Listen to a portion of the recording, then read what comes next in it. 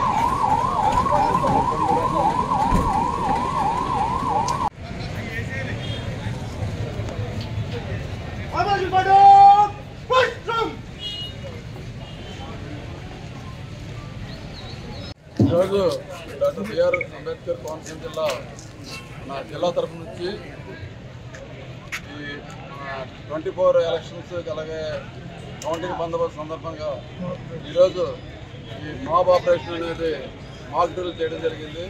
ఇందులో మన జిల్లా తరఫు నుంచి ఏఆర్ డిఎస్పీ గారు విజయసారథి గారు, అలాగే RI Sitaram and party Vajra vehicle, అలాగే ఒరిజినల్గా అల్లాపూల్ అసెంబ్లీ ఎవరైనా సరే అల్లర్లు సృష్టించడానికి వచ్చినప్పుడు ఎటువంటి చర్యలు తీసుకుంటారో పోలీసు వారు అనేది ఇక్కడ మనం మాక్ డ్రిల్ చేయడం జరిగింది.